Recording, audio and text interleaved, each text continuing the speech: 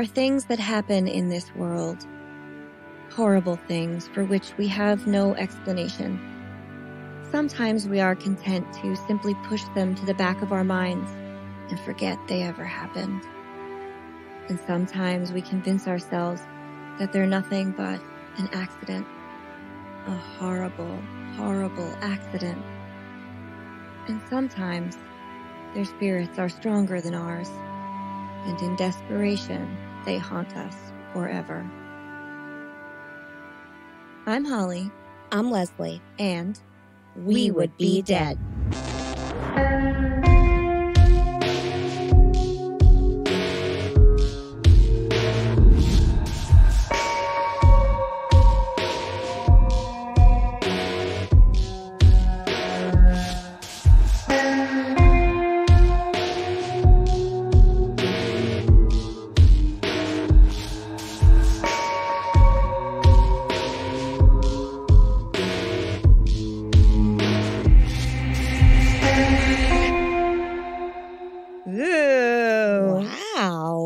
Spooky this week. Yes. Hey. Yeah. Having a little fun, you know. Yeah. Hey, Leslie. Hey, Holly. Hey, Fiends. We have a bit of a diversion this week.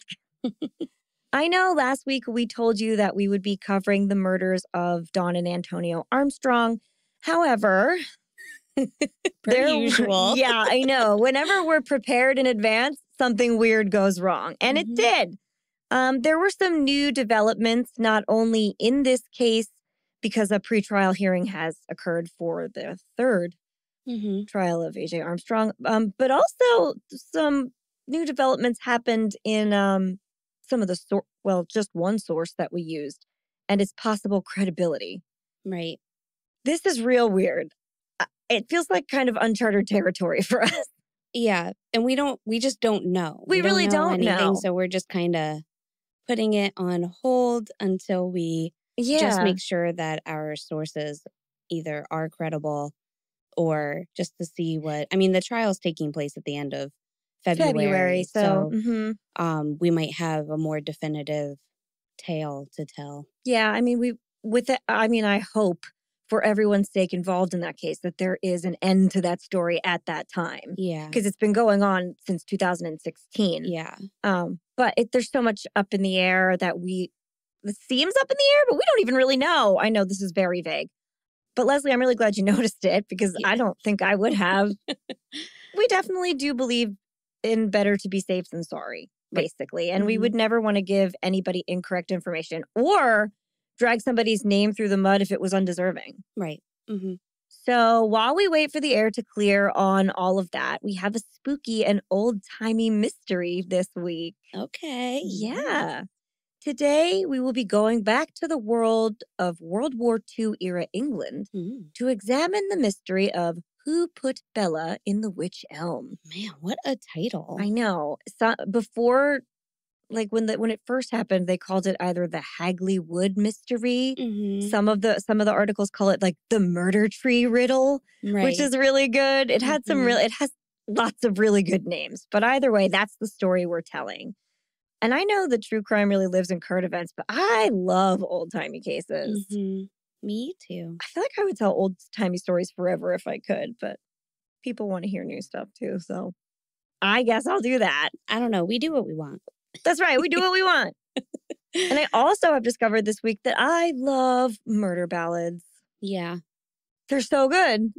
Especially the old Appalachian ones. Yep. And you're so good at them. Well, thank you. And I just want to sing them all forever and be spooky. And so many of them I found out this week are based on wild true stories. Right. Which I always thought was so interesting. Me too. The one we opened with is called Down in the Willow Garden. And it originated in 19th century Ireland and was first recorded in America in 1927. And is it based on a true story? We actually don't know. And that's why I chose it, because it's just as mysterious as the tale we have today. Oh, my. The song has been around forever, and there have certainly been more than a few Rose Connollys. But we don't have the records for every single small village in Ireland. Nobody does. And so there is no way to prove whether the story is true or false. And the original singer never states his name. Okay. So we don't even know who we're looking for. Mm. But because these songs have such a history of being true stories, most people assume that something like this did happen. Right. Right. So it's up to you to decide what you think. So interesting. I know. Isn't that crazy? Mm-hmm. Well, you and John did such a good job on it. Thank you. It was really fun. I was glad he was up for it. Yeah. Good times. So needless to say, there's going to be more music in our future. And I'm really excited about it. I really like to sing, though you'd never know it because Leslie does all the singing over here. Yeah, it happens. It does. But I do like it. I just haven't had the opportunity to do it in a while. So I hope it wasn't too rusty. I am feeling a little dry. Yeah, a bit dry. A hoarse. Mm-hmm. Maybe Nay. even nay is right. Nay, indeed. I may even feel a little tired. Yeah. I tried. Parched? A little bit. I tried some hot toddies, but they just made me louder and a little drunk. And then I tried some warm water with lemon, but that is gross and boring. Okay. So I decided to turn back to my favorite cure-all, a cozy dram of validation, a hill worth dying on. Delicious. Yeah, I love validation. Me too. It tastes so good. Yeah. And lucky for us, our fiends can provide us with some. How? But how, you must be asking yourself. Yeah. Every week. Well, I'll tell you. Head on over to Spotify or Apple Podcasts and leave us a 5-star rating and or a friendly review. It really is the only way to move this podcast forward. Ratings and reviews equal attention, attention equals support, and support equals more and better content for you. But if you just can't wait for more We Would Be Dead in your life, well, then lucky for you, you don't have to. Thank goodness. But how, you must be asking yourself. You can support us over on Patreon. Oh, good one. There, for just a few dollars a month, you will gain access to our entire catalog of 30-minute horror movies, our special mini-sodes, our weekly after show, Host Mortem, which is available in both video and audio formats. Maybe you want to see our faces. Maybe you don't. Both are okay. Tell me more, Holly. I will. You'll also get a special gift in the mail from us, giveaways, merch deals, opportunities to Zoom with us and other patrons, an on-air toast dedicated just to you, and more. So much more. Wow. Or maybe a little more. And if all of that is a little too much for you, or you love us a whole lot and want to do everything, you can follow us on social media. We are at Would Be Dead Pod anywhere and everywhere you get your content. You can like our posts, share our posts, like and share our posts. Leave us a comment, post about your favorite episode, let us know when you're listening, tell a friend, tell a neighbor, tell the bartender at your local pub who's been there forever and looks like that after the doors are locked, they have some crazy stories to tell. They're it's 2 a.m., but you can stay because I like you. And I'm going to close the doors. And if this was, 15 years ago, we're going to smoke cigarettes. Tommy. All right, Tommy. There is a Tommy. Yeah. Yeah, I know who you're talking about. All right, he could have it. Well, okay, then your friends and Tommy can become fiends and we can all hang out together. I love it. Which will be fun. Yeah. Some good stories to tell. And that's all the introduction I have for us this week. Leslie, do you have anything to add before we begin? No, not this week. No, all right. On with the show.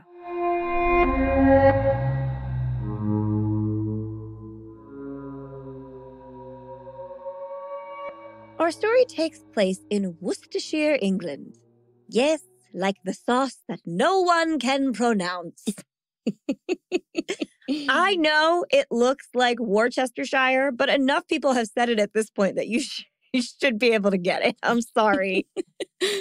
Come on, guys. I remember always second guessing myself. Okay. That's fair. I just wanted to say Worcestershire, but then... Or some people almost get it right and they say Worcestershire. Yes. Mm-hmm. It's Worcestershire.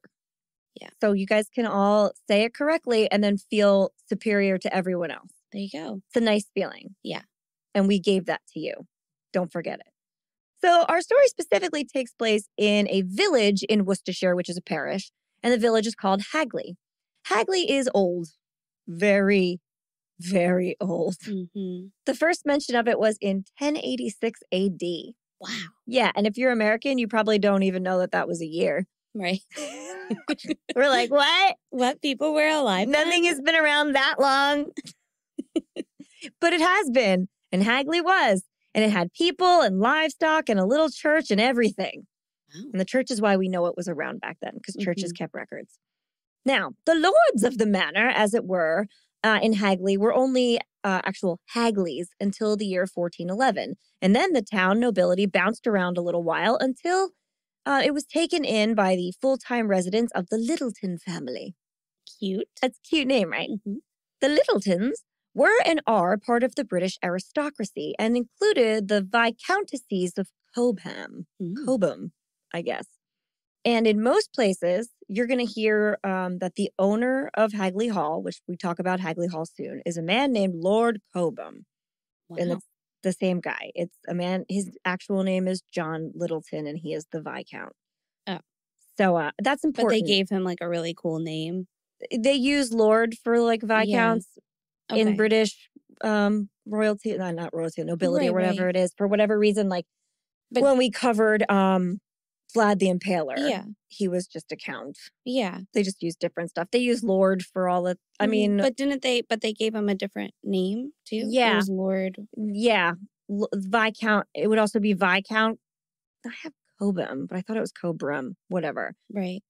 I don't know why. I guess that's whatever his title is. I didn't rabbit hole British aristocracy that hard. Well, then what are we doing here? I mean, I can for you if you really want to, but I just noticed that a lot of people call him Lord this thing, and I'm like, oh, you don't really understand. I like that though. Lord this thing. You don't really understand what he is. He's like the 12th generation in a line of British nobility. Okay. So he's a big deal. Yeah, he's a big deal. He's got money. Yeah, he's not just a random dude. He's like a big fucking deal. Yeah. So anyway, and I just felt this was important. He's the mayor of Hagleytown. Kind of, yeah. And a family like the Littletons cannot just live in any paltry cottage. And by the 18th century, the castle that once stood in Hagley was nothing more than ruins. And so the Littletons went about building Hagley Hall, a large and sprawling estate, the grounds of which span over 350 acres. Wow. Is big. The grounds include the great manor house and, in its heyday, a vast park that was known for its serene beauty the world over. So this park was visited by, like, United States presidents eventually and, I don't know, Roman religious big-time people. Not the Pope, but close. Okay, like cardinals and Yeah, there shit. you go. Those people. They came and saw it, and they were like, this is great. I feel God. I love it. Okay. So according to Hagley Park's website, because it has one, quote, the park's pathways led through contrasting sequential atmospheres intended to affect the senses, provoking moods and inspiring the visitor's imagination, whilst its architectural designed features of temples, seats, urns, a ruined castle, and an obelisk were positioned along the route. So there's a lot going on. Yeah. Historian and critic Horace Walpole's visit drew the statement, quote, I wore out my eyes with gazing, my feet with climbing, and my tongue and vocabulary with commending. Wow. 2 thumbs up. Wow. Enthusiastic thumbs up. We need him to review our podcast. We really do. I'm sure he's dead, but still. Hagley Hall stood as a crown jewel of the English countryside, quietly housing the Littletons for hundreds of years. But the upkeep of such a mammoth property would soon prove to be quite difficult. And after an enormous house fire in 1925, nothing sinister, just like whoops, a candle or something, and house fire. The Littletons were able to rebuild the stately mansion because the fire happened in the main house and nobody died, not even dogs. We're fine. But they had to rebuild it without the top floor, which was originally servants' quarters, because they couldn't, I guess they couldn't afford all the floors. Oh, man. And I guess they could do without that many servants in 1925. I'm not sure. But after the unbelievable expense of rescuing the family home, the Littletons had little money left to upkeep Hagley Park, like this big stately park. Well, were they also going through the Great Depression? Is that time?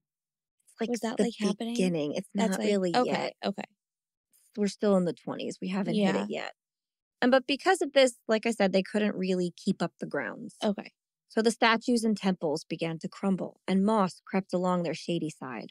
Well-manicured lawns grew wild and unkempt along the winding path, which became blurry and covered over in leaves. The castle ruins were wound in vines, and English bluebells ran wild and free between the winding roots of all the trees, who, without any attention or trimming, had grown quite wild themselves. Even the obelisk, who stood alone atop Witchbury Hill, looked worn and overlooked against the pale spring sky. Now, by April 18th of 1943, when our story begins, Hagley Wood, as it is now called, was overrun by wildlife, long forgotten by visitors, and in the unearthly glow of twilight, it looked, for lack of a better word, haunted. Ooh. Yeah.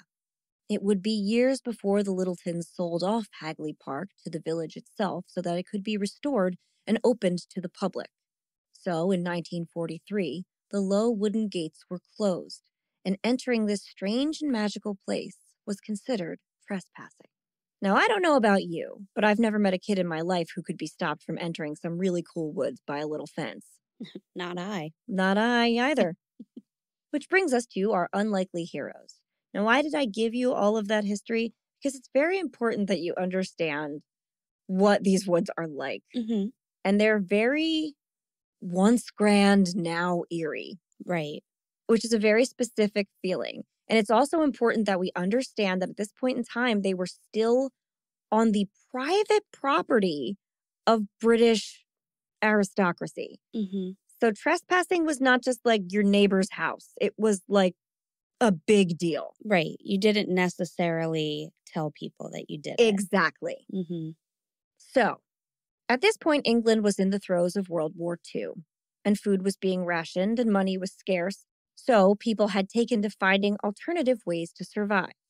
And so it was that on that April evening, 4 local boys, all around 13 to 15 years old, and their names were Robert Hall, Thomas Willets, Bob Farmer, and Fred Payne, were all out hunting rabbits and bird nesting. Now, bird nesting, which sounds like cuddling down into a nest and taking a nap, but it's not. Bird nesting is taking the eggs from the nests of wild birds.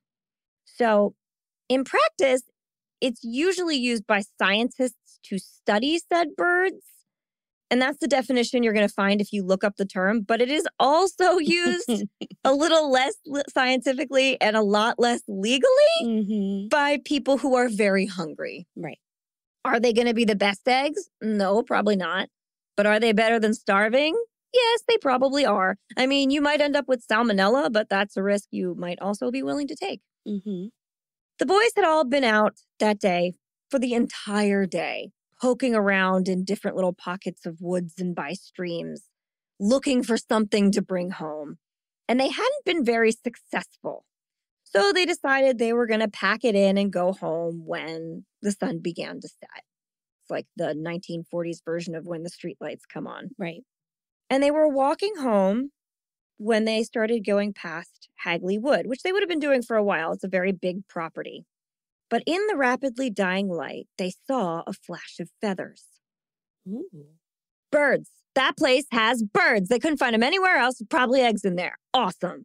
Great. Smart. Right. Super smart. Now, they hadn't considered going on to this private property before because, as we discussed, that's kind of a scary thing. But now it seemed like a pretty good idea. Mm-hmm. Nobody's there. Nobody is there. It's almost dark. There's not a person in sight. And it's acres and acres and acres of woods before you even get close to the house. Mm-hmm. So they're like, we can get in there, just get some eggs and leave. No big deal. Right. Yeah. So they hopped the low fence and followed the bird. The boys also thought it best to split up so they could cover more ground, and they went off in different directions. Now, I know you're screaming in your head, oh my God, don't ever split up in the woods in the dark, you idiots. But they really didn't go far. Like, they could call each other. So yeah, it's really funny. I don't feel that way about men splitting up. It's just it's just women. We have to stay together. You all could be lost in 350 acres of woods. It's fine. Yeah, nobody's coming after you. They're only coming after us. It's not a lie. So anyway, they all split up in different directions. And a short distance into the wood, he'd been just walking a little bit, one of the boys, Bob Farmer, in fact, came across a large, strange tree. This tree was a wych elm, but it was unlike any other wych elm they'd ever come across. And these trees are very common there. Well, not as common anymore because of Dutch elm disease, but back then they were super common. Now, wych elms are not so called because of their association with, like, spooky witches, though we will talk about that later. No, in this case, the word witch, spelled W-Y-C-H, simply means pliable. Now, wych elms are like kind of a bushy tree, like a full tree, with a sturdy trunk and lots of slender boughs that house a bunch of whip-end branches. And as they age, they can start to lose a lot of their fullness and kind of look weedy and gnarled and a little twisted, kind of like the Whomping Willow. Right. I have a lot of Harry Potter references in this one. Sorry. But you know what? Can't we all? We all look a little weedy and gnarled from time to time. That's why we need validation. It's true. It is. But this particular wych elm, well, it was on another level. Okay. It did not have delicate boughs and whispery branches. It had a thick and hollow trunk with hundreds of small, whip-like branches reaching desperately outward and up towards the sky. It's scary looking. At this point, it is April in Worcestershire, and leaves are starting to appear. So England's weather is kind of similar to ours in that way. In late April, a wych elm should have already flowered and be adorned with all the seed pods and little early leaves. But this one was not. Okay, so that is weird. It's just this naked hundreds of sticks in a knot. Yeah, I'm looking at it now. It's really scary, creepy. Right? Yeah. It's very like True Detective-esque. Yeah, it is. This wych elm held not a trace of green. Like Lavinia's makeshift hands, its many scratching sticks beckoned desperately outward to anyone who might cross its path, as though it had a secret to tell. A secret that was eating it alive. And if you got that Titus Andronicus reference, we might be in love. Just saying.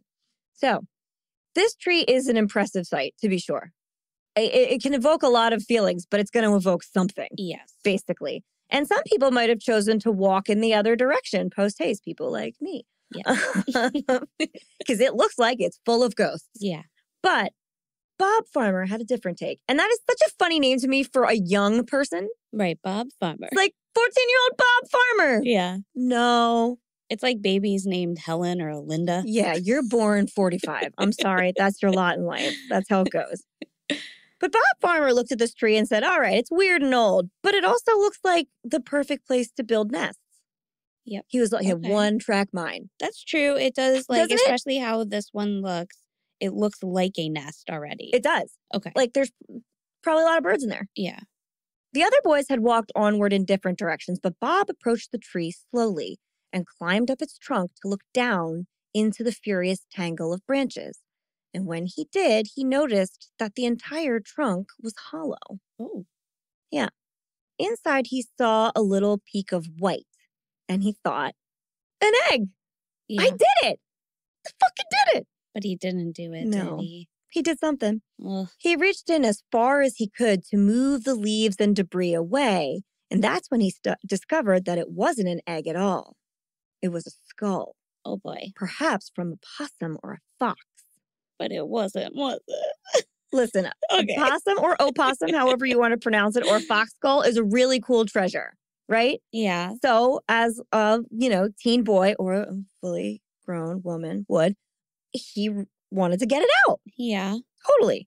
But he couldn't reach it. Oh, no. So he called his friends to come and help him. Like I said, if he was like, hey, guys, they could hear him and come over. Right. And they then his did. friends were like, let's just go home. No, they were like, a skull? I want it. Oh, boy. So first they tried to hoist him up, but that didn't help because it was down in the tree. So Yeah. that's really not the angle they were going for. So then they all took turns like, well, let me climb up and look. Yeah. I'm going to climb up and Oh, look. my God. This is so funny. I can picture it. Exactly. All these boys being like, no, I'll do it. Let me pick you up.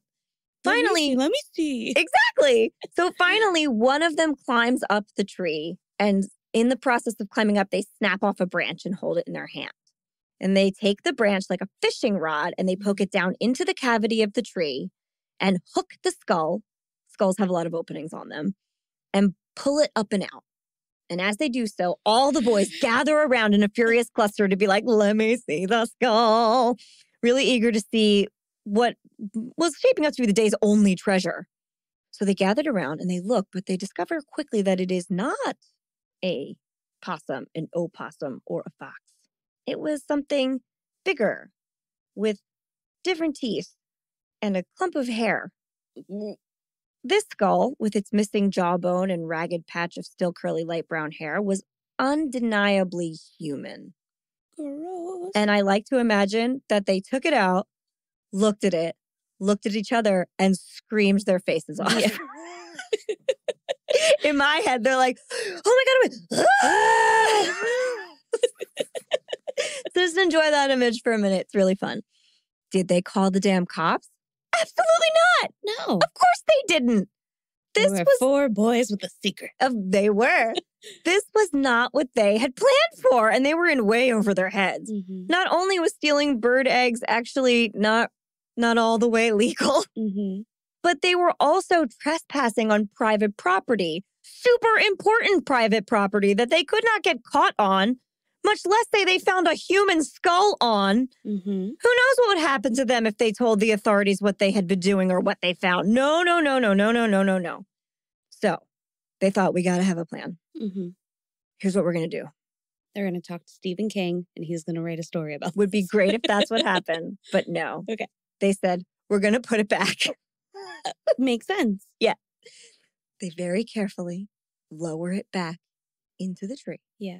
And then they say, nobody speak a word of what we just saw. We are going home. This is so funny because it's just like, this is probably what they do it's just what kids do at home too. Like something goes wrong at home and they're like, just broke put a it back. Thing. Yeah. But we'll put it back and maybe mom won't notice. Don't say anything and we might get away with it. We're all in this together. If she comes to you, don't say. You don't know what happened. You don't know. If the police come and they're like, hey, did you find a skull? You have to be like, what skull? I don't even know what a skull is. What is a skull? I'm just a baby. I'm just a little boy. So they agree. Okay. No word. They walk home quietly. Yeah. Freaked the fuck out by what they just saw. And they all go to their separate houses and they wait. And they act like it never happened, right? No. Of course they couldn't all do that. The skull weighed very heavily on them. It's like haunting them all at this point. And just a few hours after they get home, just a couple hours, not even the next day. He made it a while. He really did. The youngest boy, Thomas Willits, couldn't stand it. Tommy. I know, little Tommy. He later becomes a bartender and then has a story. Good job. Okay. Way to bring it full circle. There you go. So he tells his parents, and his parents, of course, call the damn cops because they're like, who the fuck cares if you walked over a fence for a few miles? This is a dead body, probably. Yeah. And they explain the whole outlandish tale to the police, and the police go, oh, man, that is a lot. But it's dark, and we don't love the idea of poking around in those creepy woods right now, so we're going to go over there in the morning and check it out, okay? Okay. Yeah, like fresh eyes. I think that's fine. So, I mean, it's already dead. Exactly. And on private property. Right. Now, this might seem irresponsible to a lot of people. I know a lot of people, when they retell this, they're like, why wouldn't you go right away? Anything could happen. And that's true. In this day and age, anything could happen. But first of all, this is the cops. You have to understand the information the cops are receiving at this point. Mm-hmm. It's a story that's told to them secondhand by 14 boys. So who knows how true it is? Mm-hmm. Second, the skull might not have been human. Mm-hmm. Kids are dumb. It could have been an animal. They could go out in the woods and be like, I found a human skull. And later you're like, that's a cat. Yeah. It's fine. Kids are dumb and it's private property, so it's probably not going anywhere. The Viscount's private property. And third, maybe we save poking around for a supposedly human skull on the property of some super high-profile people for the light of day, lest we all be shot in the process. Oh, yeah. Okay. Rich people play by their own rules. I get that. Wait, but were there were people still living on the property? There was a person, I believe, at that point in time. That is even creepier. I know. Okay. I don't know at what point the transition occurred and the 11th Viscount moved in. The 11th Viscount lived there by himself and had no family. Oh, man. He He was probably so bummed. He was like, this sucks. Yeah, it was either him or his dad. I had to be the 11th. I know. His dad, who was the 10th by count and had kids, but also had a large military career and was away frequently. And the kids at that point would have all been grown. So no matter how you slice it, there's not a lot of people living on these grounds. Okay. And plus, it's pretty far away. Mm-hmm. But my thought is like, what if you couldn't get a hold of them, but they were asleep and then they saw like your lights poking around on their property? Yeah. They'd be like, open fucking fire. They wouldn't. I get it. I get not wanting to just sneak out there in the middle of the night. But the next day, bright and early, the police did go back. Okay. They followed the boys' directions to the old witch elm tree, and it was pretty easy to find. Mm-hmm. And they looked inside. And wouldn't you know, those boys were right. Oh, good for them. And then some. Ugh. Yeah. In the hollow cavity of the tree was the detached skull, the missing mandible, and what seemed to be a complete skeleton. There was also a shoe and remnants of what the deceased had been wearing when they entered the tree. The body was positioned feet first in the tree, so it wasn't like dumped in head first. It was standing up, basically, and had seemingly been in there for some time. Clearly, it's skeletonized, so it's not new. But no other evidence was found at the scene at that time. Now, according to the original article from the Evening Dispatch on Thursday, April 29th, that's when the newspaper article came out, 1943, an article that you have to join the British Newspaper Archive to find, so I get their newsletters now. There you go. Quote, a police sergeant said the tree was about 35 yards from a lane, which was accessible to motor traffic and was used a great deal by courting couples. Cute. Which is a cuter way of saying, it was a lover's lane. Mm-hmm. The article makes mention also of a, quote, gypsy camp. Big quotes, their words, not mine. Having been discovered out in the same area just a few years prior to this. Now, from this point forward, I will refer to any Romani people in the proper way, but that was in the original article, so that's how I have to say it. But basically, what we're saying is there were people out there. It wasn't just those boys. Other people did this same trespassing. And it's not that far from the road. 35 yards is not far. Officers then called Professor J.M. Webster, director of the West Midlands Forensic Science Laboratory in Birmingham. And the team carefully opened the trunk of the tree and extracted every single piece of the body and anything that came with it. And for those of you who are wondering, no, you cannot visit the tree. They had to take it apart to get the body out. Yeah. Without damaging the body. So I'm feeling like they opened and unraveled this giant knot of tree and then got all of her out. Though Hagley Park is stunning and opening to visitors now, so you can walk through the area if you want. And they have what looks to be a really great restaurant and do all kinds of really cute activities like a pumpkin trail. Okay. Yeah, it's really cute. So if I were in Worcestershire, I would definitely go. Great. If you do go, tell us how it is. It looks lovely. Patron trip. Yeah, right? Anyway, the body was meticulously bagged and then brought back to Dr. Webster's laboratory. Yes. Where he was able to reconstruct it nearly completely. And here is what he found. The body was that of a fully grown woman. She was between 18 and 40 years old. Now, there's always this huge age gap because they can't really tell what kind of adult you are. They could tell she wasn't a child any longer and she was not elderly. And that's anywhere in between is your guess. Though Dr. Webster's best guess is that she was around 35 years old at the time of her death. She was 5 foot tall and had light brown hair. Now, the height is up to some debate. Some people say later examinations of the body revealed she was a bit shorter, but only by a couple inches, so it's really all relative. Due to the state of the remains, Dr. Webster estimated that the victim had been deceased for at least 18 months, but no more than 3 years. And in his mind, he thought her time of death would be somewhere around October of 1941. Okay. Again, you have this window, but in his opinion, this is around when it probably happened. So before we get into all of the details of the body, Leslie, why don't you tell us a little bit about the world that she had been living in? What was life like in 1941 England for a lady? Sure. So, since we are in wartime England, many women in 1941 were finding themselves entering the workforce. Wages were higher because companies needed them to work with all the men being out at war. Right. So women were building weapons and manufacturing ammunition, or munition would be ammunition, mines, and bombs. They were building warships, aircrafts, and tanks. Badass. Yeah. Even designing them, which I thought was really cool. That is cool. Yeah. They formed the Land Army, which was initially made up of female farmers who were now growing food for their homeland so that government didn't need to worry about importing food. And then as the need for that got bigger, more women were sent to farms to help. Boy. And many women opted to help fight in the war, though they weren't allowed in combat, like on the front lines. Mm-hmm. They were given jobs such as air raid wardens, searchlight operators, and gunners. So air raid wardens were responsible for enforcing the blackout and ensuring that no light could be seen by enemy bombers. Mm-hmm. They also managed to air raid sirens and directed people to shelters during bomb raidings. Searchlight operators operated searchlights to pick out the German bombers, offering a target for the gunners to try to bring them down. And then the gunners would be away from the combat zones, be hidden to defend against German planes passing by.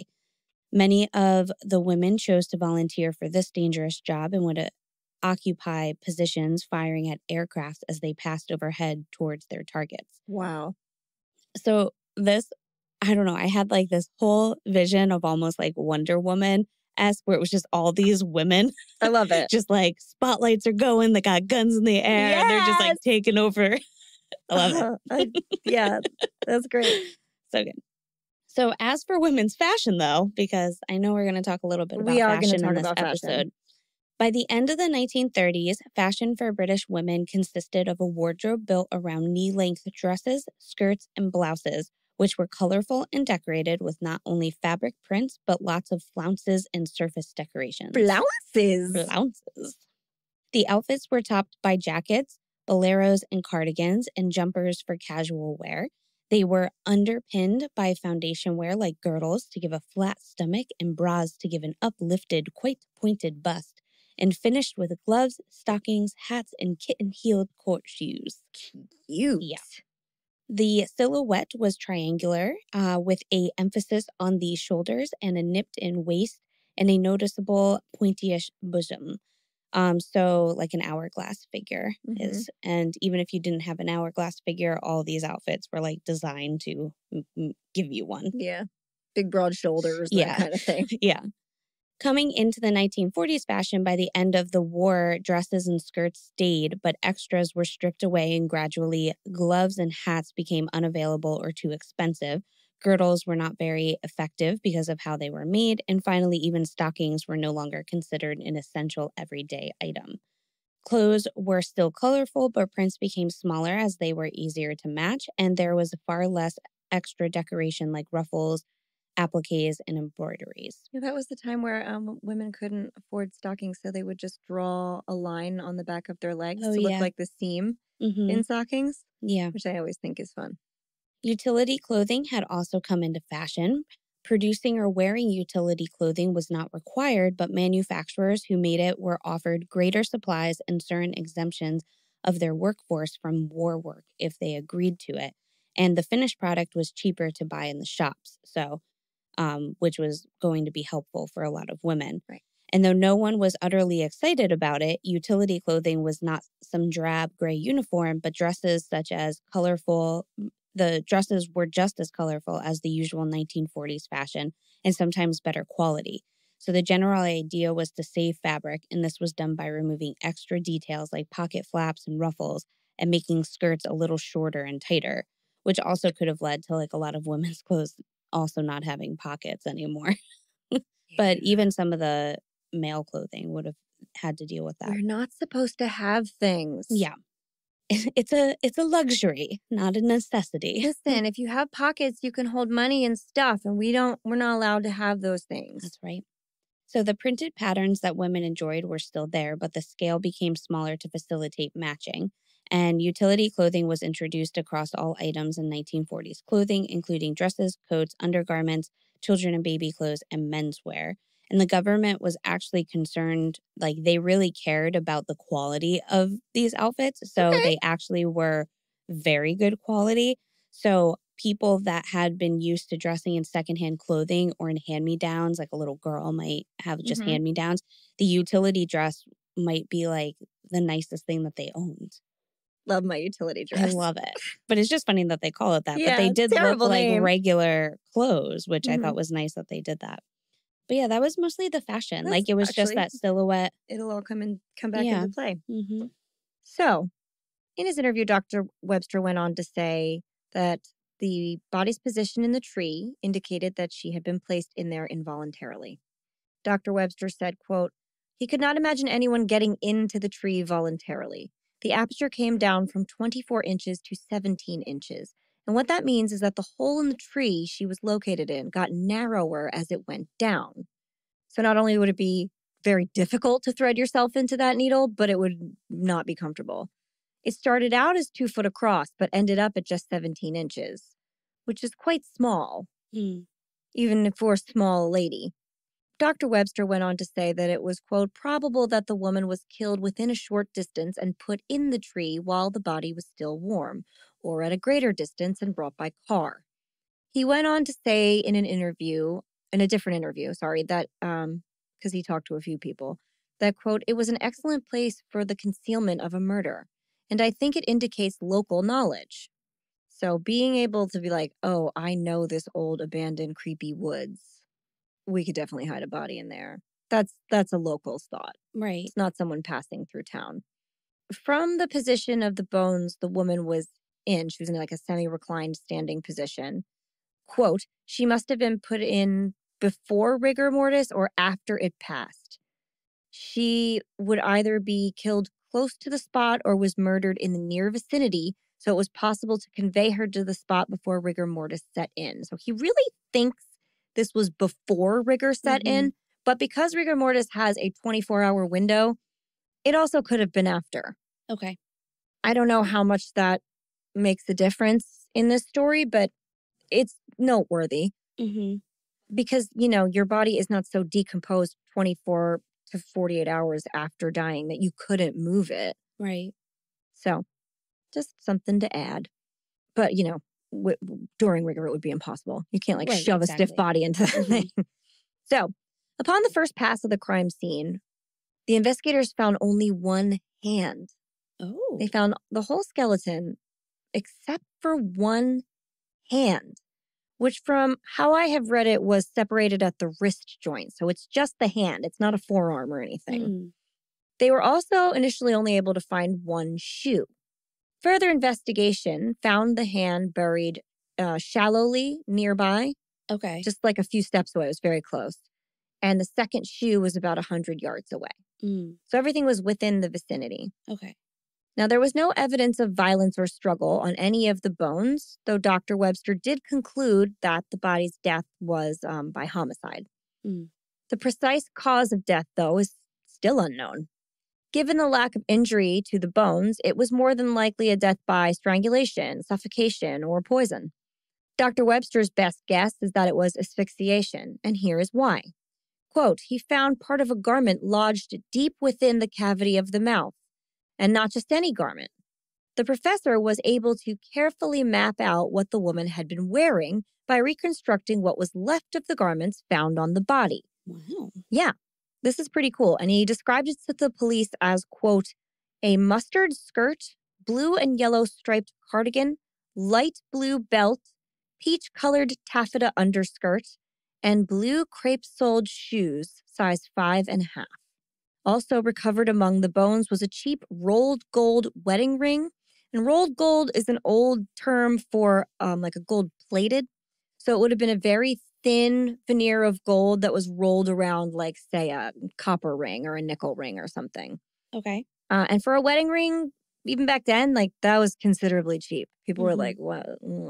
Not great." Right. Also, I don't know if you'll mention this, but I looked up 5.5 UK shoe size, and it's 6.5 in US. Okay. Just for reference. Yeah, thank you. So, knowing all this, we also know that the fabric found in her mouth was peach-colored taffeta. So it would appear that she was killed by someone stuffing a part of her slip down her throat. Okay. Because that's what an underskirt is. It would have either been a half slip or a full slip, depending on what she was wearing. Which is kind of a rough way to go. And you have to think she would have had to have been restrained in some way or something, because you can't just stuff half a skirt down somebody's mouth and have them not pull it out. Right. Yeah. Authorities also make note of the less than luxurious quality of her clothing more than once as well. And this is interesting because you just commented on the fact that clothing of the day was a little sturdier. They said, quote, all the garments were described as poor quality. Okay. So I guess we're not looking at a wealthy woman or maybe even a working woman. So what are we looking at? Okay, so the outfit, it fits what you described as fashion of the day, but pared down. So there's no flounces or ruffles. There's none of that. Right. The shirt is the cardigan is very plain. It's stripy, but it's got nothing extra to it. It might have had like slightly muttony sleeves, but again, they didn't go very far. Which around, like, if it is 1941 at this point, that's like what that would have started to look like. That would have been more normal. Okay. Because that's where they were trying to save money. Got it. And her skirt was just like a plain knee-length or so skirt. And the shoes were sturdy-looking shoes. So that's what we got. She also had like about chin to shoulder length hair. Okay. And it was light brown. That we definitely know because some of it was still there. Yeah. I know. When you see the photo of the skull, it's unsettling. Yeah, I'm looking at it. There are a couple of other little discerning qualities that authorities thought might help figure out who this was. So they did like a little bit of a recreation drawing. It looks kind of like paper dolls. And it shows like a lady with her length hair in the outfit. And from the photos, like I said, her hair looks kind of big, curly or wavy. Further examination of the skull also showed some pretty unique dental features as well.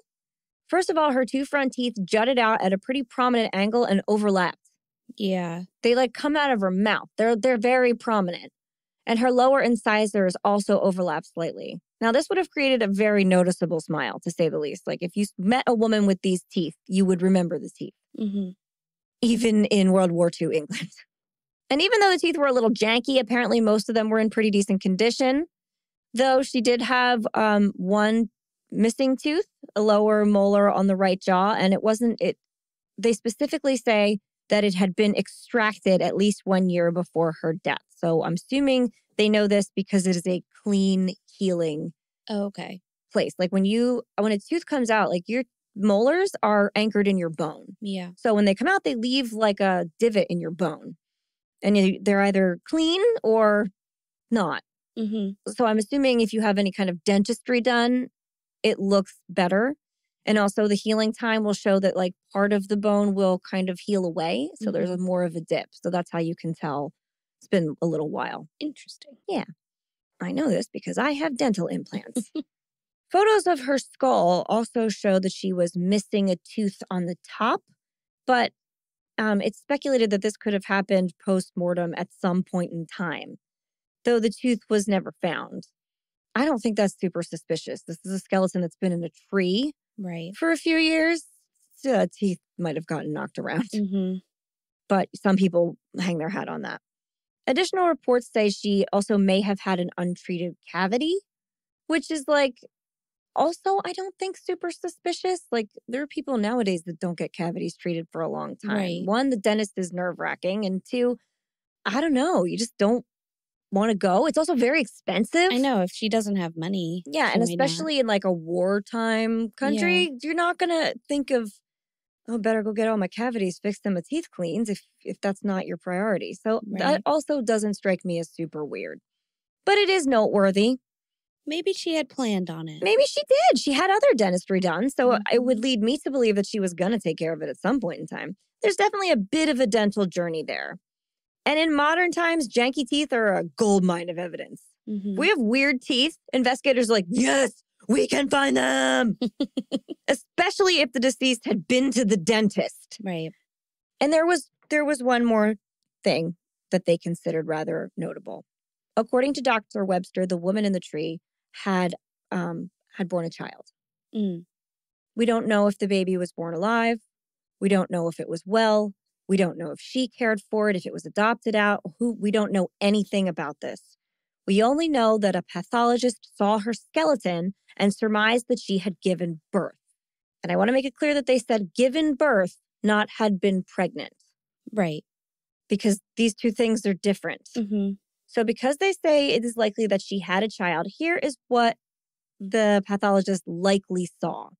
And this is from medical text. I'll find the source for you guys if you want to read the whole article. Quote, during childbirth, the pubic bones separate to allow an infant to pass through the birth canal. The ligaments connecting to the pubic bone must stretch. They can tear and cause bleeding where they attach to the bone. Later, bone remodeling at these sites can leave small circular or linear grooves on the inside surface of the pubic bones. And these parturition pits show that a female has given birth vaginally. So there is physical markers that will show you have given birth a certain way. Yeah. Okay, fine. I'm going to trust them. Now, this is not a super exact science. Of course, there are other things that can cause this kind of pitting, but birth is overwhelmingly the most likely cause. Right. Isn't like horseback riding the same too? Yeah, or, any kind of accident where you separate those ligaments and it causes the little pits there. But, it's not like quote unquote, breaking your hymen. It's like stretching out by giving birth. Yeah.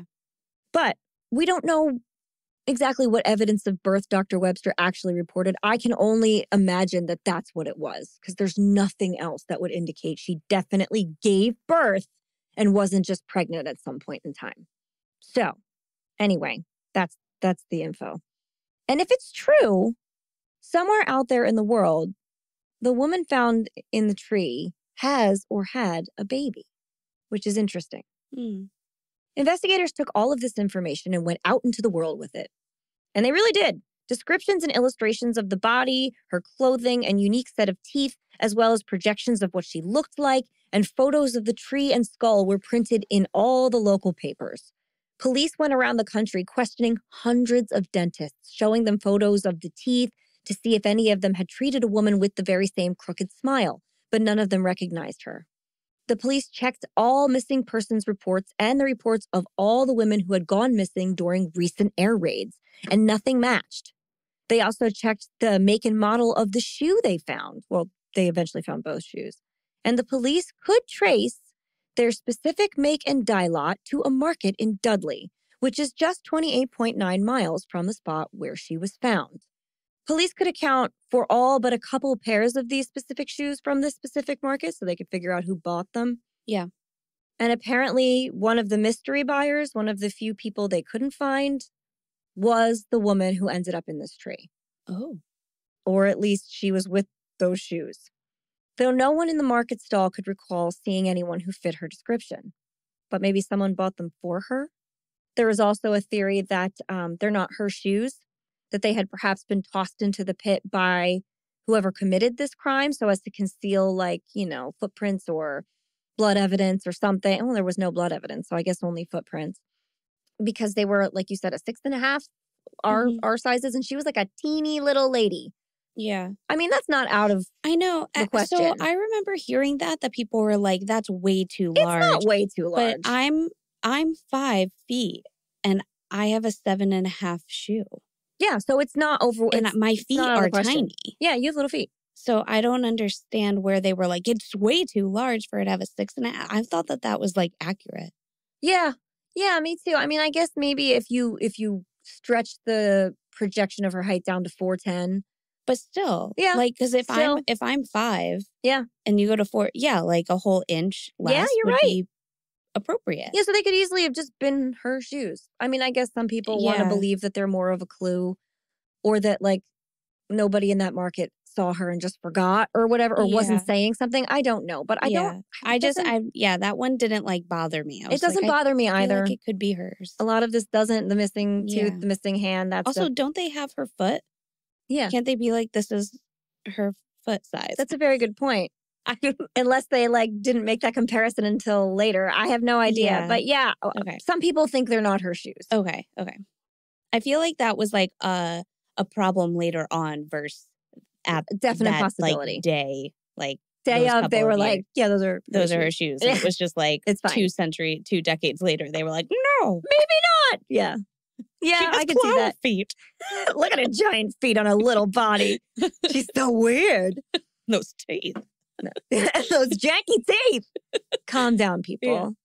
But honestly, I have to commend the police work on this case. It's wartime in the early 40s, and they were out there doing it. A lot of times when we find a missing woman case or like just a found body case that's a woman, police are like, who gives a fuck? Right. Like, nobody cares. Yeah. But they did, and they looked for her hard. And nothing was turning up. But then, just after Christmas, 1943, messages began to appear written in chalk on walls. The first was on a wall in Upper Dean Street in Birmingham, and it read, "Who put Lubella down the witch elm? Dash, Hagley Wood." After that, several others quickly appeared on local buildings that simply said Hagley Wood or Hagley Wood Bella. And finally, the message was condensed into "Who put Bella in the witch elm?" years later, as it was painted on the only thing that may have seen exactly what happened, the stately obelisk of Hagley Park. So that message remained on this obelisk from like the 70s until very recently, where it went in, just disappeared. Okay. So I don't know who took it off. Interesting. But they did. But we seem to have a name. Yeah. Right? Someone knows who she was.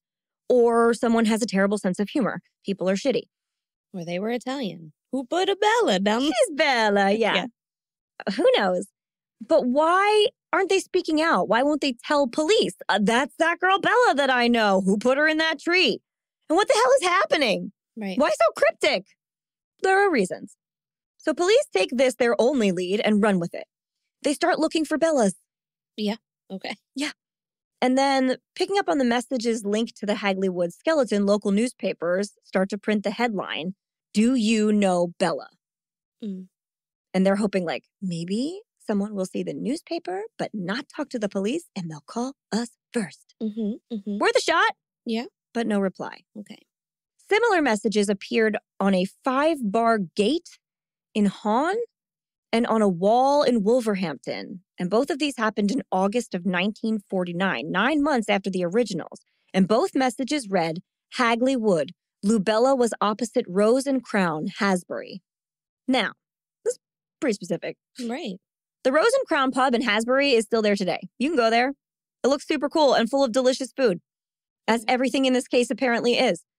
But as far as what was opposite of it, I cannot rightly tell you. It's a pretty densely populated area with lots of businesses and apartments and stuff like that. And these specific messages have largely been thought to be a red herring. People think that pinpointed specific thing was somebody trying to mess with people. Another one of the messages actually provided a specific address where they said you could find this Lubella person. But when the police traced it, they found that a family had been living in that house for the past 56 years. And they didn't have any Bellas. They didn't know any Bellas. They didn't know what the hell anybody was talking about. Were they missing somebody? Was someone not part of their family anymore? I don't know. But the police quickly were like, you're fine. I don't know. I don't know. Who knows? Maybe she was their dirty family secret. Possible. I don't know. They're better at keeping secrets than those boys. Yeah, those boys are shit at it. Now, this is where things start to take like a crazy turn. Because at this point, everyone and their brother begins to speculate like crazy who this Bella person could be, obviously, and what might have happened to her. And I'm talking about this as though it has stopped happening. It hasn't. People are still constantly talking about who she could have been and what happened to her. There is still an active case working 70 years later. There are a lot of theories, though. And we're going to go over all of the major ones and how they came to be and just how much water they hold. And then we can talk about which, if any, we think are correct. Okay. I definitely think one of them is correct. Actually, I think a combination of two of them is correct. First, let's get the most ridiculous one out of the way. Of fucking course, someone immediately thought it was witchcraft. Yes. Obviously. I'm going to go by this one real quick because it's nuts and frankly an affront to the Romani people. Remember when the newspaper printed that Bella's tree was just a short distance from an old Romani traveler campsite? Yeah. Yeah, well, anthropologist and archaeologist Margaret Murray sure did too. She proposed that the fact that one of Bella's hands had been removed and was found, quote, 13 paces from the body was an indication that she had been a Romani person and was sacrificed by her own people in a ritual called the Hand of Glory. Yes. The hands of Manos.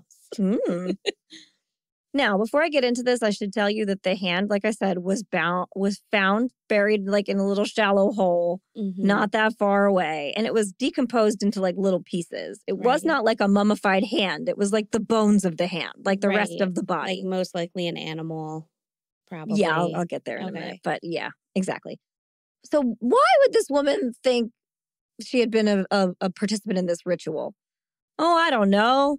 But she also focused her research on something she called the, quote, witch cult hypothesis, which is a theory that the witch trials of early modern Christendom were an attempt to extinguish a surviving pre-Christian pagan religion devoted to a horned god. Yeah. Her theories were not very popular.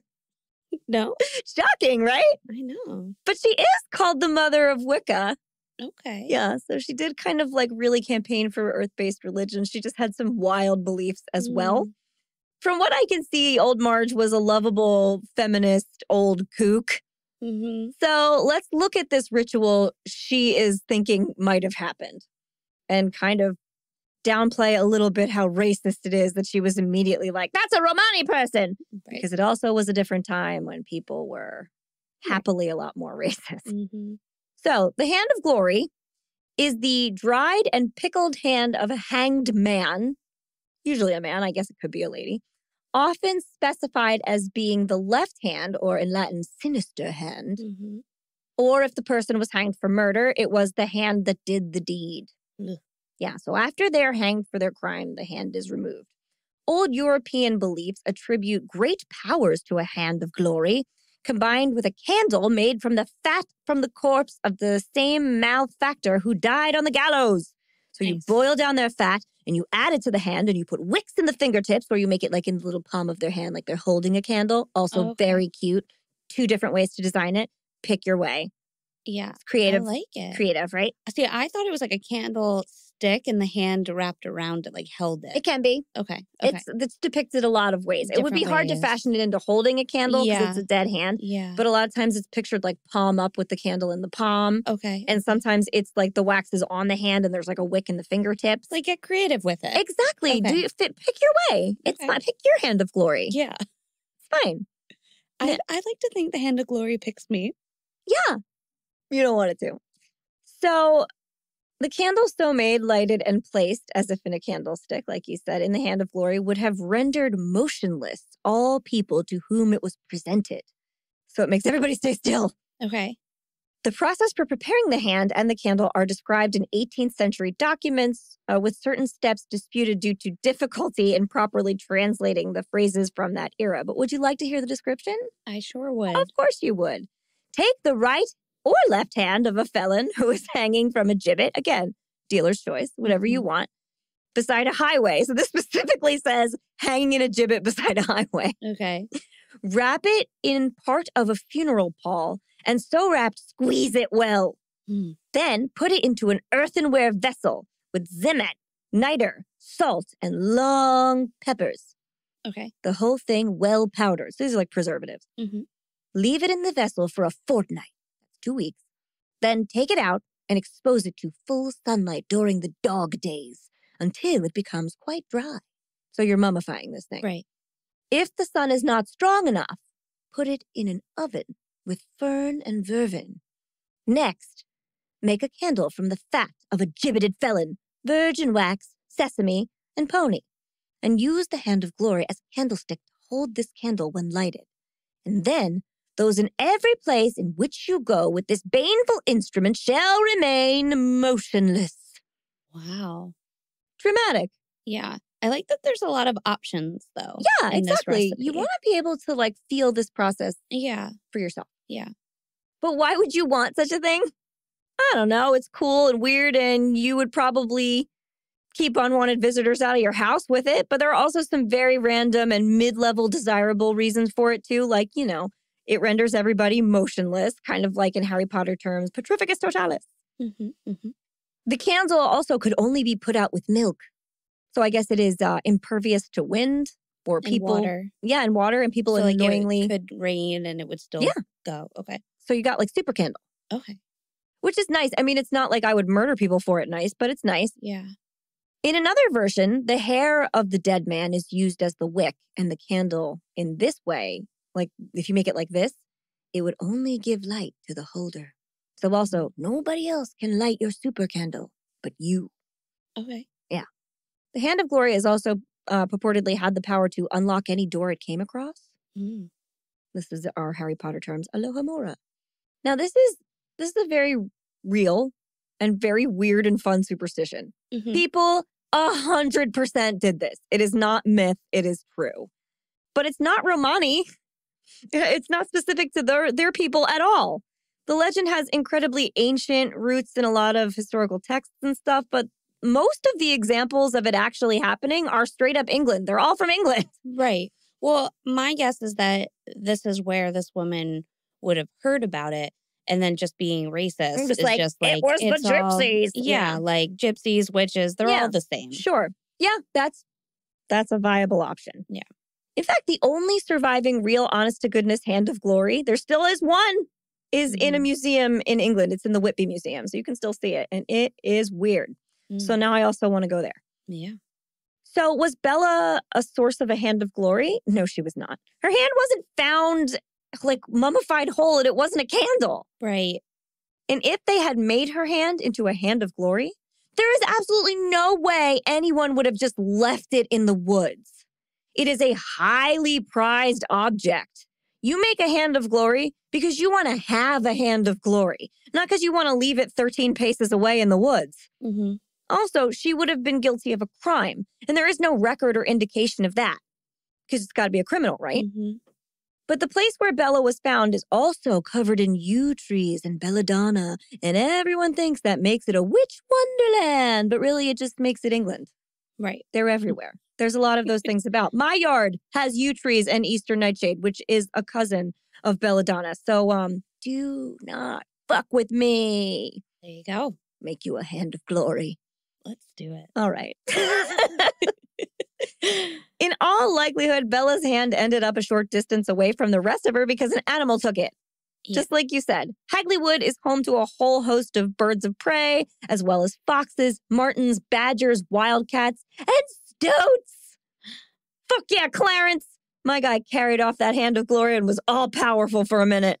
And if you guys don't know who Clarence is, I will put a photo of him in the photo suite. He is my stuffed stoat. I love it. Stuffed as in taxidermy, not as in a plushie. His face is fixed in a permanently judgy, bitchy scowl, and he is standing on his hind legs so he can see your whole outfit and disapprove of it. I dress him up for every holiday and season. He is the greatest, and next Halloween we have to make him a fake Hand of Glory. There you go. Obviously. Okay. I'm excited. Yeah, me too. Clarence got to make a guest appearance. Yeah. Pretty good. Okay. Now, could she have been aside, Hand of Glory aside, let's take that out of it. Mm-hmm. Could she have been a Romani traveler?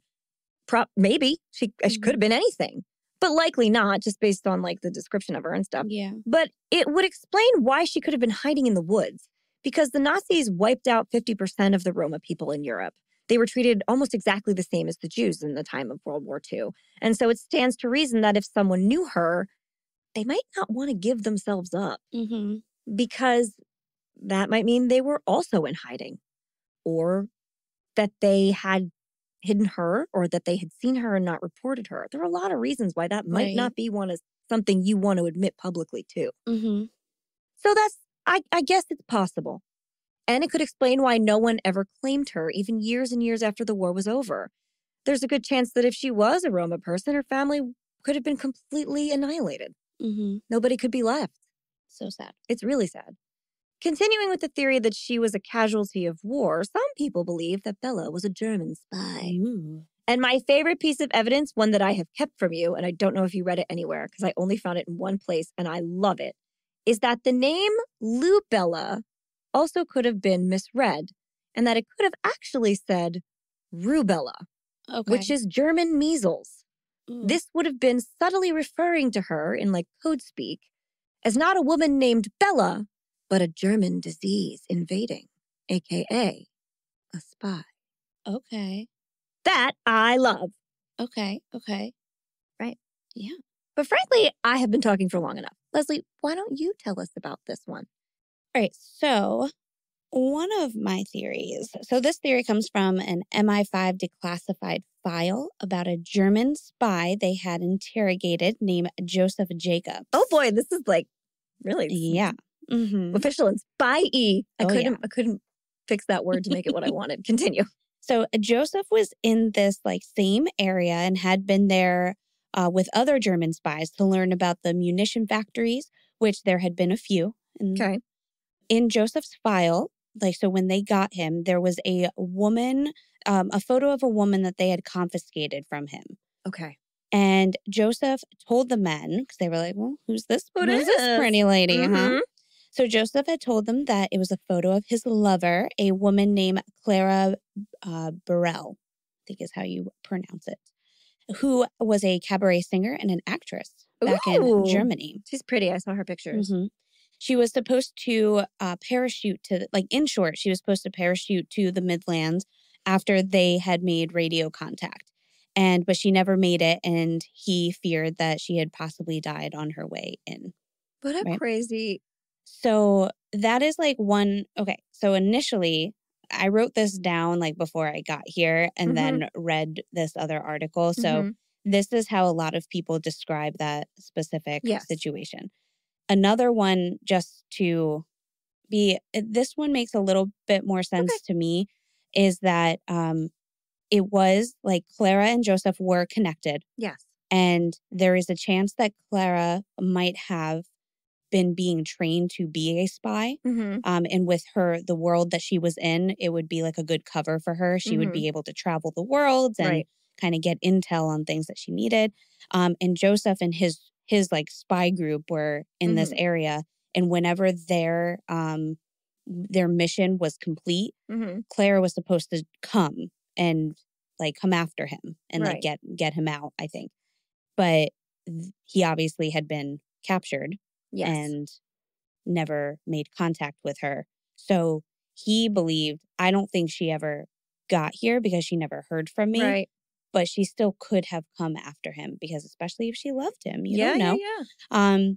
So either way, the belief is that she parachuted out and then maybe died that way and just, I guess, landed. Just bullseyed into that tree. Perfectly landed. Yeah. Like her parachute must have And then she was like, malfunctioned. Let me eat my skirt because I'm hungry. Yeah. She perfectly landed into this hollow of a tree and then died on impact without her legs shattering. And then the chute must have just gone poof. Into thin air. Gone. And with little pieces into her mouth. And that just like makes perfect sense. It makes a lot of sense. Yeah. So, and a lot of people think that this woman makes sense because Clara Burrell can also, just on stage, people saying her name over and over again. And she was a real person. She was a real 100%. person. You could find her. It kind of sounds like Clarabella. Yeah. So the name Bella has some legs to stand on. Perfect, yeah. He could have also called her Bella. I don't know. He could have. And after this point in time, there are no Gamophone recordings, live performances, or movie appearances in her name after 1941. Oh, shit. Right? So this theory was very interesting to me, and it led me into checking on how common malfunctioning parachutes is, especially even at like this time. Yeah. But both armies, all the armies, were very proud of the parachute technology that they had, and they were using it all the time. Oh, boy. And really, the only main casualties that were happening were when, like, a ton of people were jumping out of the planes at the same time. But in this specific case... Which feels unsafe. Right, because especially if they're trying to go at different times, space out times, still, like, you don't know. Air and, I don't know the logistics, but it seems difficult. See it. But this would have just been Clara jumping out of the plane, getting to her lover. Yeah. So even back in 1941, it was pretty low for a parachute to malfunction, but still possible. According to the USPA, which collects and publishes skydiving accident statistics, about 1 in every 1,000 parachutes will experience a malfunction, so significant that actually requires the use of the reserve parachute. Oh, boy. So remember, there's like usually 2 parachutes. Yeah. If the chute does fail, so if the shoot does fail, you can use your reserve and then you're usually fine. You're not dead in a tree. Yeah, Got exactly. It. And it's almost like simultaneous. Like you'll know right away, you'll get the other shoot up and... You've not Lord of the Flies to your way to death. I also learned that like skydivers, so when you go skydiving and you're like on the tandem one. Yeah. It's rare again because it's like 1 in 100,000 that first one will go. But whenever it has happened, people would never know because the reserve parachute just goes up right away. Your chute could fail. You just don't know it. You just didn't like the skydiver, the experienced one, the instructor, is aware that it malfunctioned, and he'll immediately get the other reserve. But you clinging to them for life does not know. Yeah, it's just like, this is great, and then you land, and you just never knew that it happened. I mean, they might tell you after you land, but I have heard that one is round and one is square. Yeah. Okay. So if like you end up with the round one, you don't know though. Bad shit happens. All right. So if the shoot does fail, survival rate is minimal but possible. You want to look for swamps, trees, and snow to like try to aim yourself towards. And you want to stay clear of land and water since water would feel like concrete on impact. If you don't see swamps, trees, or snow, aim for a roof or bus as they absorb some of the impact. Aim for a bus. Yes. That's easy. So there's like, I think it's called tracking. So it's like how you have to like fly down. Once you pick your spot, work on staying calm. And then try to land on the balls of your feet. So like this is like so weird to me because I would have thought like I need to like roll somehow. Pick a cheek like when you fall on roller skates. Yeah. So they want you to land on the balls of your feet like as softly as you can. So you shatter your ankles. Got it. Yeah, while protecting your head. So like your fingers would be interlaced behind your head. Your legs will absorb most of the force, for sure fracturing them, but it will keep you alive. You're not dead. You are messed up, but you're not dead. And protecting the head with your hands behind them will ensure that if you fall back, you won't die from like head trauma. Your hands are crushed. Yeah. Which is a large portion of why people die from like falling from like a high point is because they don't protect their head. And that's actually what kills them. It's not even the fall. I hate all of this. Yeah. So again, Clara would have been the weirdest. I don't know how. It would have been like threading a needle. That's wild. I just don't know how she could have perfectly softly landed into this. Like, but also she definitely didn't. Right. So it's fine. Right. There would have been, because she was clearly just placed in there. Well, they also find Clara's death certificate later. She did not die that way. Okay. So going back, even though this is like a weird theory, it was proven wrong, but not solidly until 2016. Yeah. So we were able to uncover that Clara Burrell was a German cabaret singer and actress, but her death records have her dying in Berlin in December of 1942. She was also said to be closer to 6 feet tall, while Arbella was only tiny. 5 feet. Yes. And she would have died of, I think it was like a respiratory, it was almost like a poison, not like poisoning, but her heart gave out. It wasn't good. I'll look that up later, but we'll go into that. But that explains why she didn't make any movies after 1941. Exactly. She just got sick and was getting sicker. Yeah. But she absolutely was in she was probably the mistress of Joseph because he was married. Yeah, I believe that. Yeah. There's like a letter from him to her that is in the archives. So that's there. Yeah. I think it's she on the back of the photo it read, "My dear, I love you forever, you're Clara."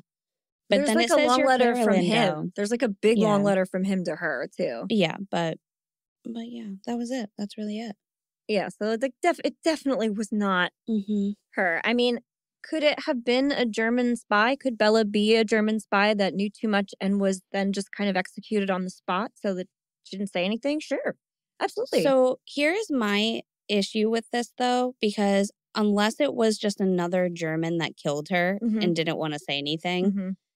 If she was a German spy and somebody in England killed her, it wouldn't have been illegal. She was a German spy. Right. They could have been like, I killed this woman because she was a spy. They've been like, okay, cool. Yeah, I think the theory is that it was like sympathizers because she knew too much and they were afraid she was going to tell.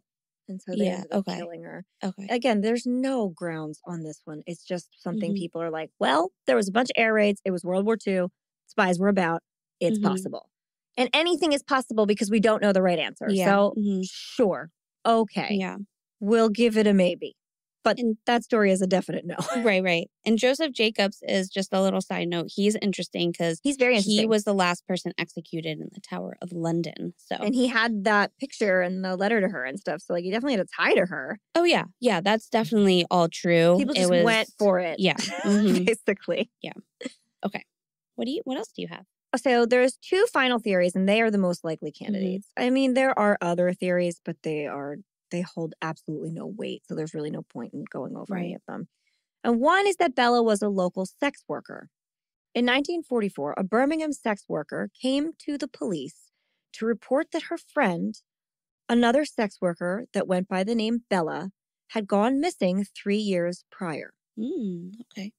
So she sees the Bella messages, hears about the skeleton. She's like, my friend Bella, who was a sex worker, disappeared around the time that you're saying she could have died.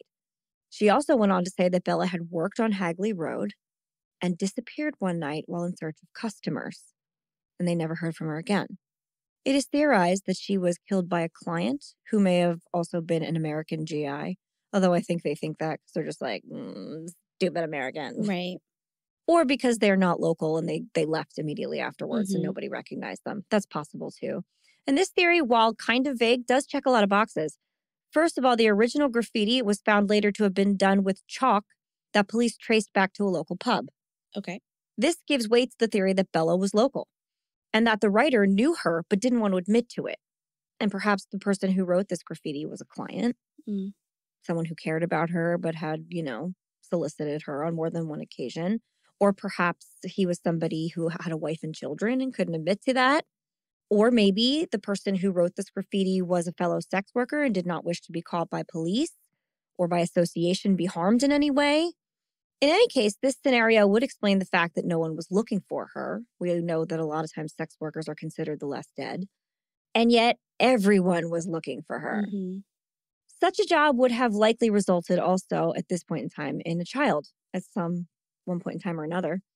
And the job could have also been carried out by a person who could not afford nice clothing or a lot of dental work. All of it makes sense in a general way. This theory to me does make sense. Okay. It's sad and awful, but it makes sense. Now, I saved the best for last. We have one more confession, and it is a wild ride. It comes from a woman named Una Mossop, though she did not want to be identified by her real name at first. Let me explain. On November 18th, 1953, a woman who called herself Anna wrote a letter to the quester. So I'm guessing this is like the person who's working on this case. And her return address was in Calvary. Now, this letter reads as follows. November 18th, 1953. My dear quester, and if I'm pronouncing this wrong, you guys can tell me. It's spelled Quaestor. My guess is quester. Finish your articles, the Witch Elm crime, by all means. They are interesting to your readers, but you will never solve the mystery. The one person who could give the answer is now beyond the jurisdiction of earthly courts. The affair is closed and involves no witches, black magic, or moonlight rites. Much as I hate having to use a nom de plume, I think you would appreciate if you knew me. The only clues I can give you are that the person responsible for the crime died insane in 1942, and the victim was Dutch and arrived illegally in England in about 1941. I have no wish to recall any more. Now, there's one more paragraph to this letter. It's really hard to read. It's not really transcribed anywhere, and you can see the original letter. I'll share pictures of it, but it's like really scrawly cursive penmanship. To me, it looks like it says, I am no prancer. What happened to our mutual friend, name I cannot decipher. The phrase, what happened to our mutual friend, is pretty clear. And then it says, did he return? And then there's more words that I've never seen before, but it is all scribbled out with pencil. So that leads me to believe, considering this is a police report, not that they didn't want people to see it, because you can still read it, but that it was totally invalid. And it didn't bear any kind of weight to the case. Yours sincerely, Anna. On November 21st, the editor of the Express and star B.E. Whitaker sent Anna's letter to S. Innight, the assistant chief constable at police headquarters in Worcester. And this guy made a request for Anna to step forward and help them solve this heinous crime. So we told all the newspapers about this. Mm-hmm.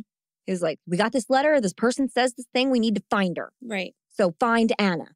Then on December 3rd, 1953, Anna finally sent another letter to the quester, which reads as follows. Dear quester, had so much publicity not been given to Anna, I would have contacted you before. Salty. I will meet you and officers of the Worcestershire CID at the Dick Whittington. It is beyond the Stew Pony from Wolverhampton tomorrow night, Friday, at about 8:30 p.m., and maybe I can help them with their investigations if they are still interested, subject to my conditions to which I think they will agree. You, of course, will not advertise this meeting in your press. You have had many wild goose chases during the last few days. Maybe this will be the last or the beginning of many. Who knows? At the Whittington, they have a bar on the left of the entrance called the Priest's Hole. Ugh. Hate it. Sincerely, Anna. And so to the Priest's Hole they did go, even though it sounds like a real-life nightmare. And much to everyone's surprise, there was Anna. Oh? Yeah. She showed up, which nobody really thought she was going to, but she did. She was sitting there waiting there for them. But of course, her real name wasn't Anna. It was Una Ella Hainsworth. And here is the direct statement that she made to the police.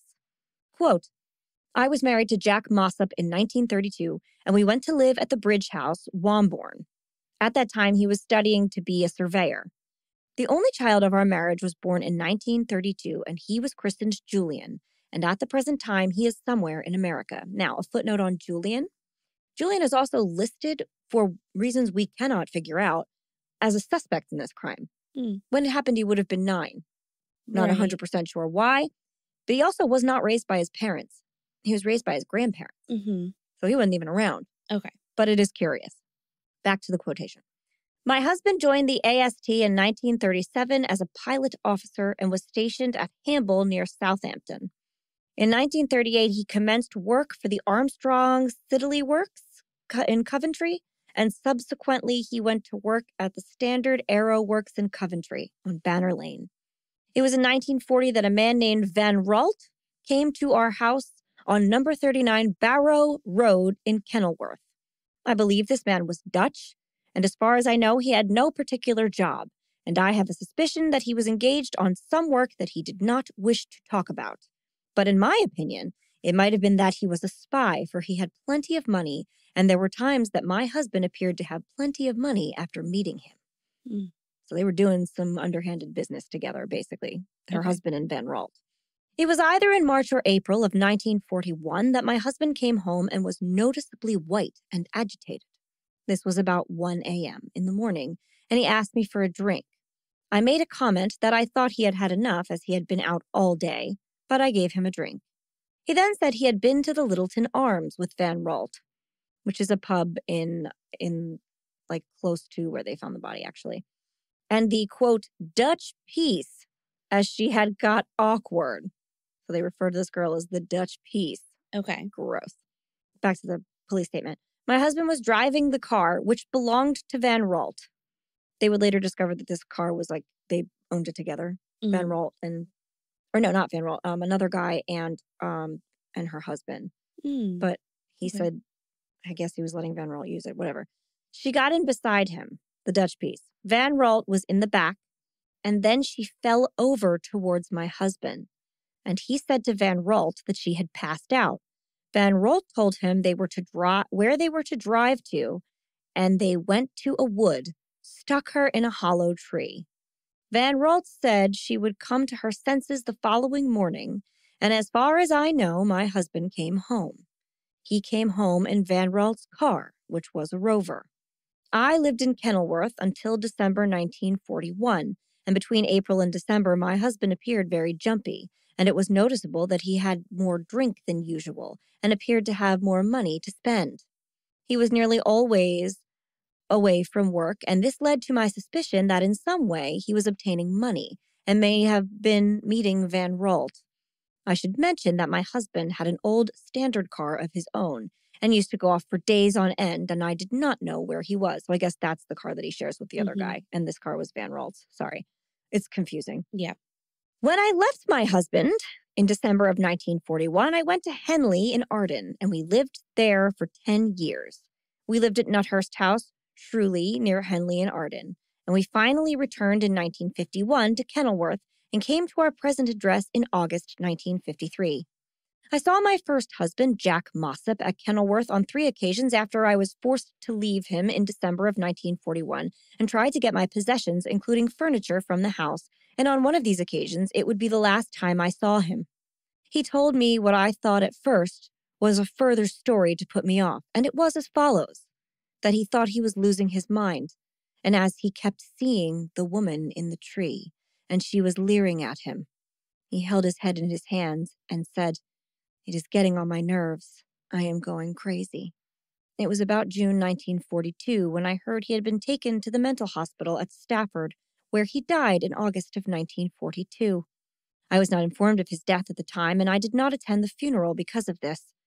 This first I knew was when my present husband told me that an application had been made at the works, claiming money that was due to him, and sending a doctor's certificate. I had no knowledge whatever of the Hagley murder until an article appeared in the Express and Star newspaper. Neither had I read anything before which could in any way be connected with the incident I have told you. I have not discussed the matter with anyone, and it was not until I was reading the details and bearing in mind the possible date when the woman met her death that I, in any way, connected this with my husband's statement to me in March or April of 1941. And because of the articles referring to witchcraft, etc., I decided in the first place to write a letter and sign it Anna. I put sufficient clues in the letter which should have helped to identify me, and it was only because of a subsequent appeal in the newspaper and because I felt I ought to say what I know of this matter that I decided to arrange to meet you. I cannot add anything further, and because I am now married again with 3 small children, I hope that what I have said to you will only be used to aid the course of justice. And it is this which has prompted me to take the action I have. I was not treated too well by my husband and do not wish in any way to rake up the past, but if what I have told you will help you in this matter, then the foregoing statement has been made by me voluntarily and with that end in view. I, of course, have no proof that what I told you now is the truth, but bearing in mind my husband's condition and what he said to me at the time, I have done my best to recall it to help in the inquiry. Signed, Una Hainsworth. Oof. Pretty direct. Yeah. And here's the clincher.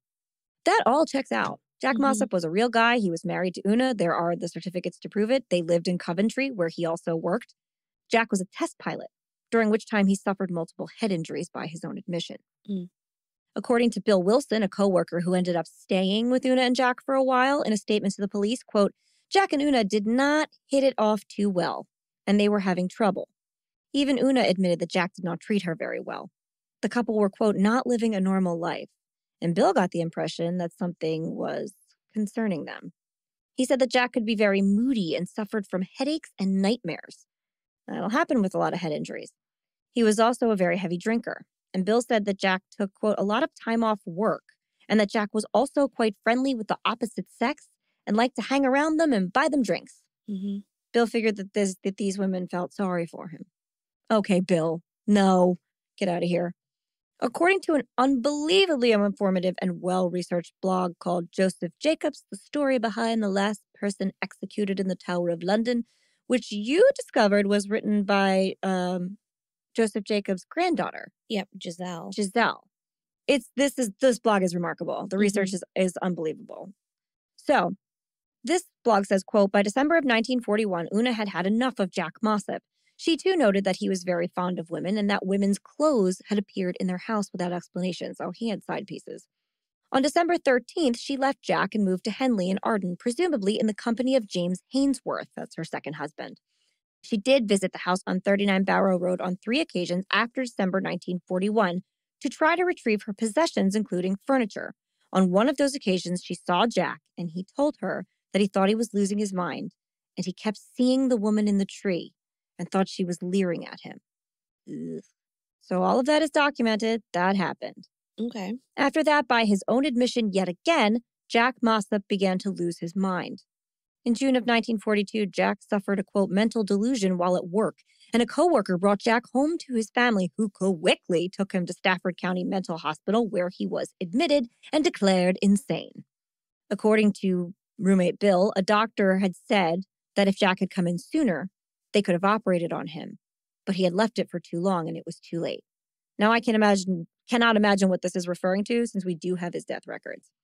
So Jack passed away on the 15th of August, 1942 at the county mental hospital, and he was just 29 years old. Yeah.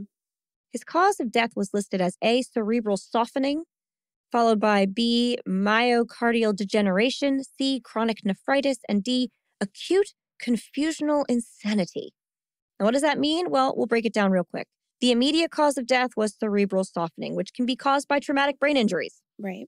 It can also be caused by brain infections or a stroke, but the stroke is really unlikely in a 29-year-old man, and you can decide if you think he had a brain infection or not. I think it was probably all those head injuries. And in case you were wondering, cerebral softening can and does absolutely cause psychosis. Mm-hmm.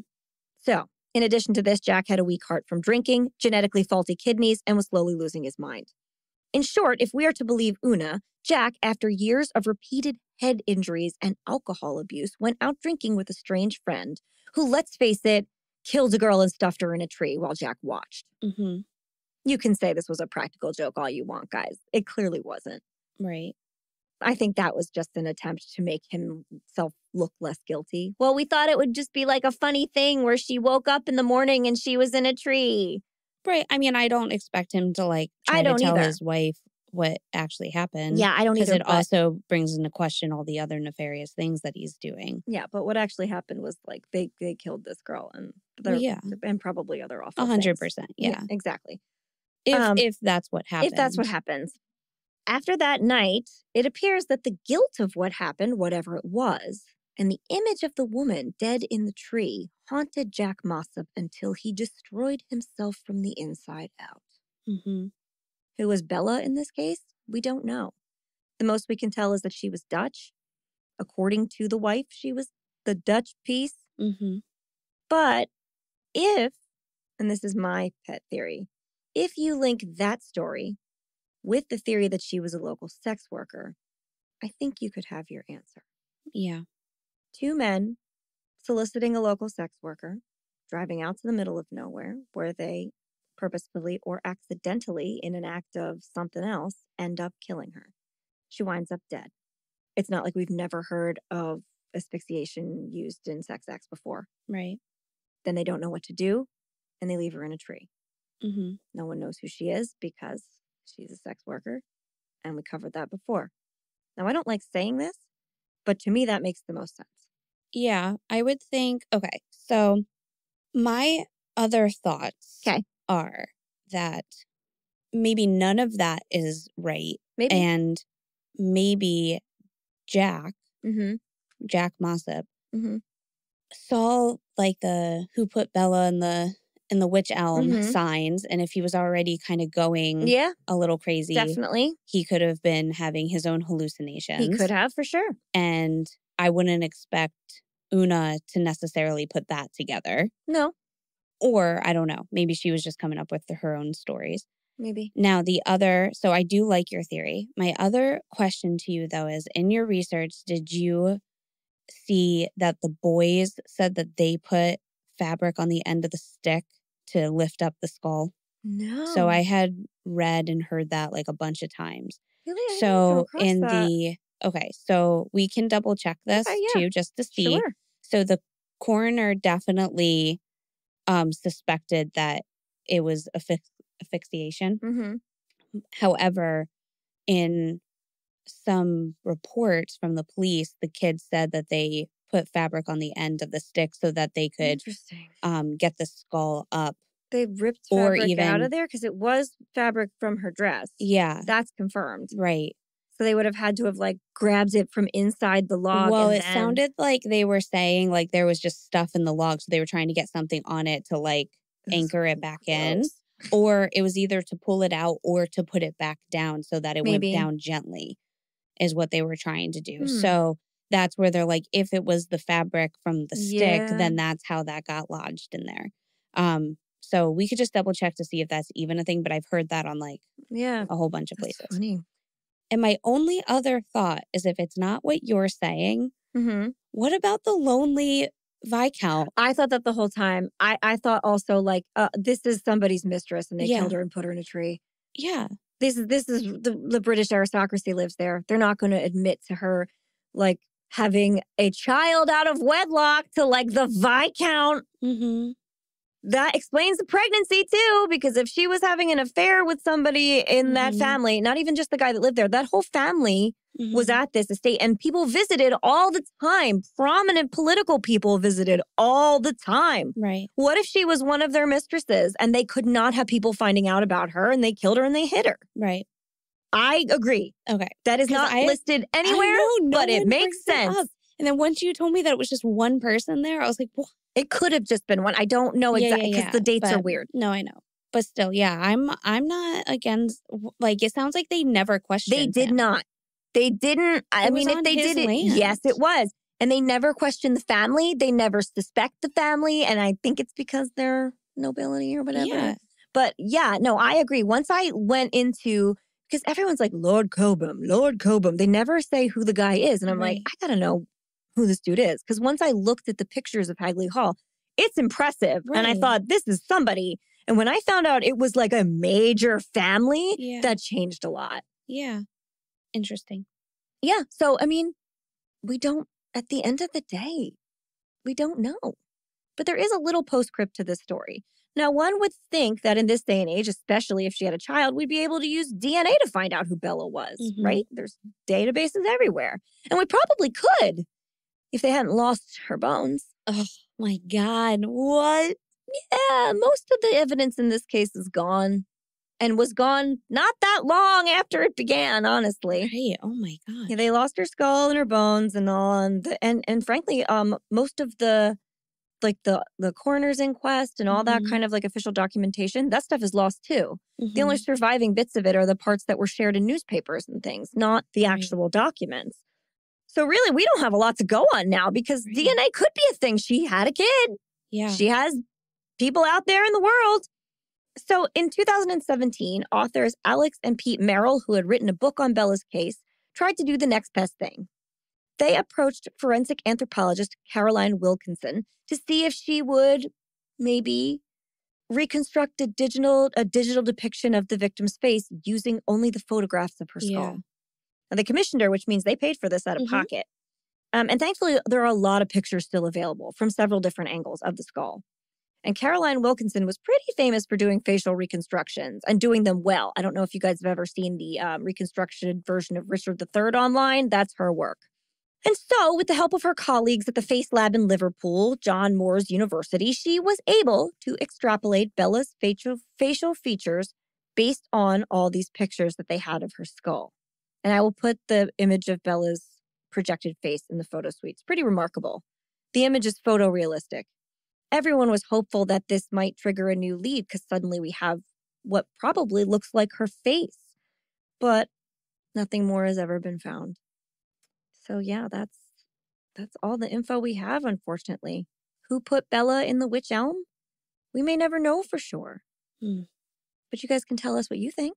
Yeah, let us know. I would love to hear any more theories because there are so many out there. And if you rabbit hole yourself into like web sleuths or Reddit or any other forum, you will find multitudes of them. Yeah.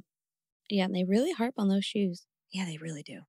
And because we don't have the evidence to prove yes or no on a lot of things, we just have to consider that almost anything could be true. Right. Which is rough.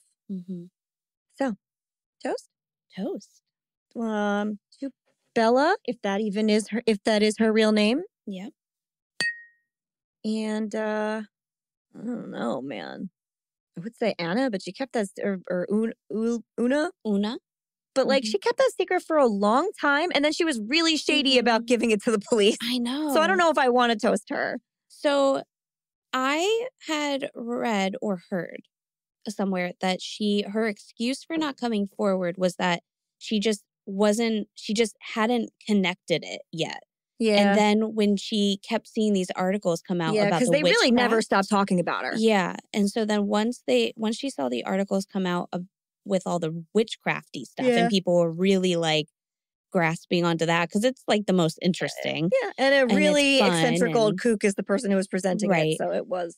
She, being a good Christian woman, was just like, no, this isn't witchcraft. I must tell you what has gone on. I have to tell you. And and so her whole thing was just like, well, the guy's dead. They're not gonna.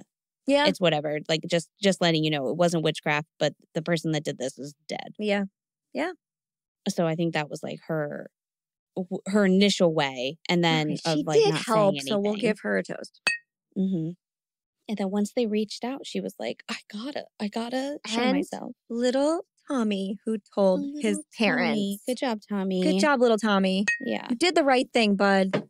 You can live with yourself, unlike the rest of them. I know. They did go on to make statements, and they talked to the coroner, and they went to court and everything. So the boys all ended up helping, but. Cool. I wonder if they felt like big shots in their little suits. How long they would have lasted had that first one not spoken out. Wonder who would have been the next to crack. They all would have.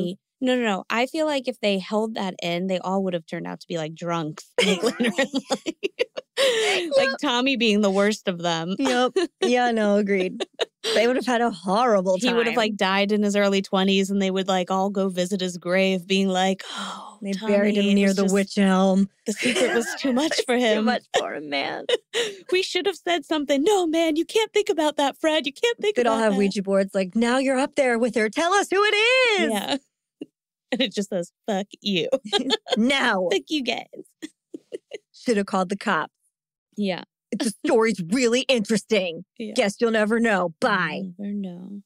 So yeah, that is the full story. Okay. Of Bella and the Witch Elm. Thank you, Holly. Thank you, Leslie. And if we trusted the kindness of strangers on a lonely spring night, we would be dead.